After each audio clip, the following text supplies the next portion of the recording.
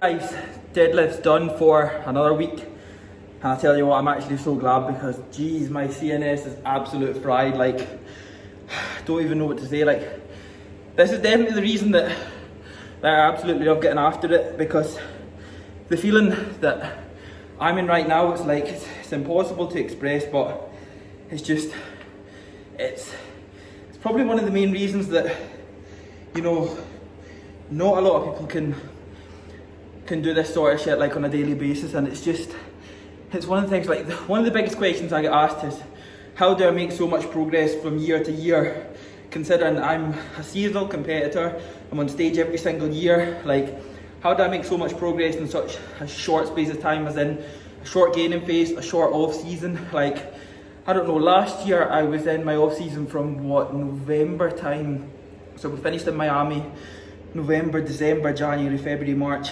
April, May time, so you're talking 5-6 months.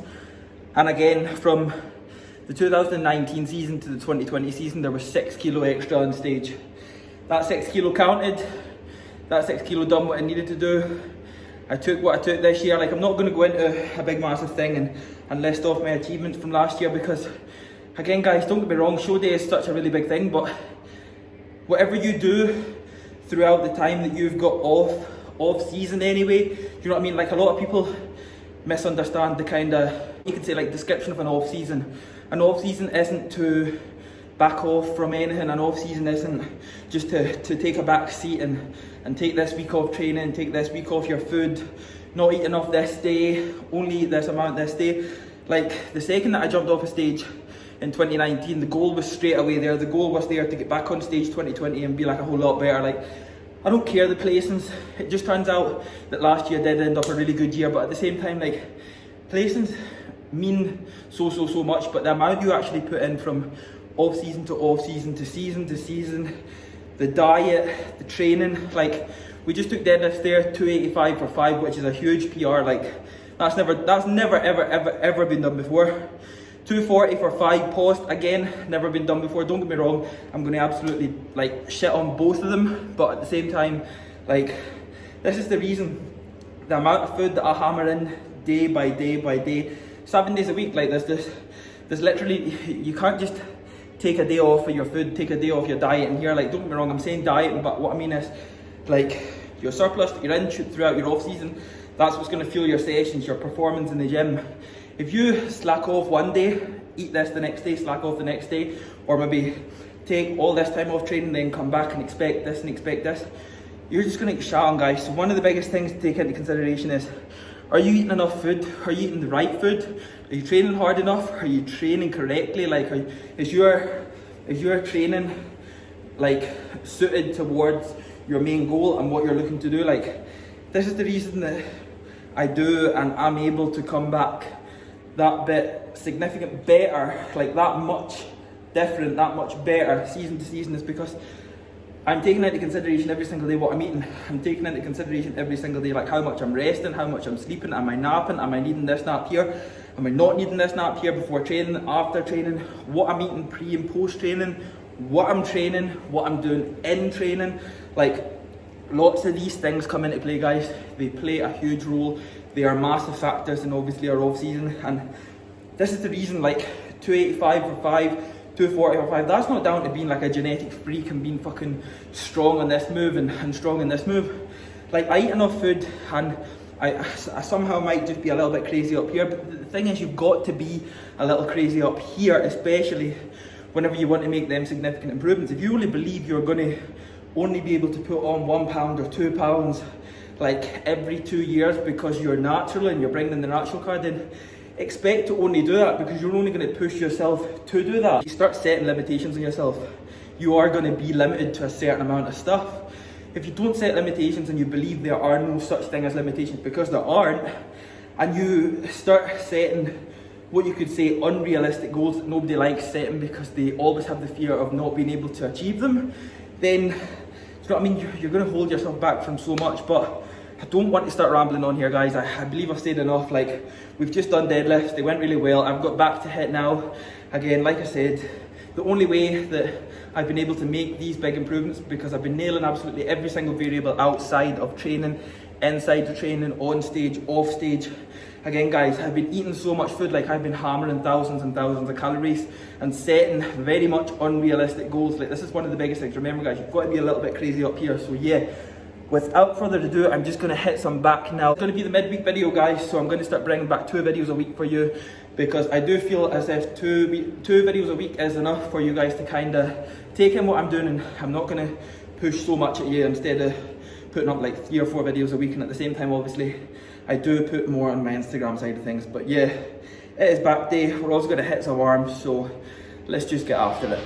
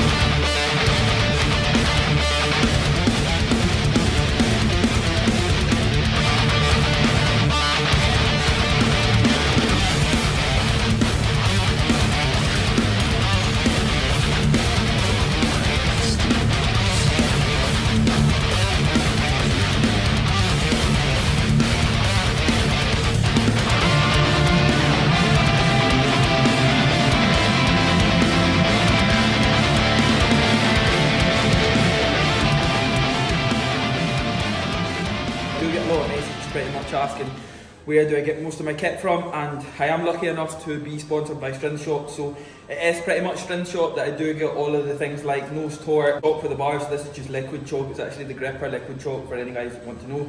Nose torque, obviously you do get a lot of different salts and things, but I do use specifically the nose torque. I do find that it works really the bit. Like, I've tried a few of them and don't get me wrong, like they are good, and can you really have a specific best sniffing salt? You probably can't, but I do always go for the nose torque anyway, and of course the gripper, which is very good chalk. So we also have, again, I'm not a fan of the figure 8 straps, I do always just go for the basic straps, and these are actually the heavy duty Thor straps. We also have things like collars that you would have seen on the bars. We've got riot collars, we've also got plates from Strength Shop. Most of the equipment I use anyway, guys, from Strength Shop. I will drop the link to their website in the description box below. You can shoot over there. I also have a personal discount code which you can use and get some money off. Again, guys, belts and things.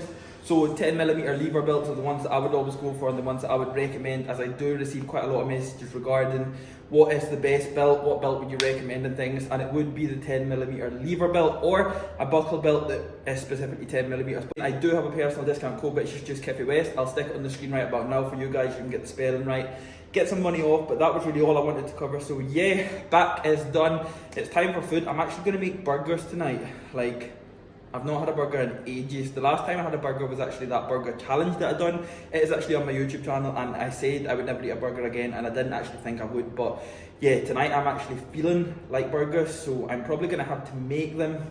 Probably won't even film it, it might be on my Instagram, it might not be, but by the time this video goes up it's going to be too late anyway. But yes, I hope you guys have enjoyed this video. If you have enjoyed it, then please do not forget to hit that thumbs up button for me, guys. Subscribe to the channel if you are new, and I will see you guys in the next video.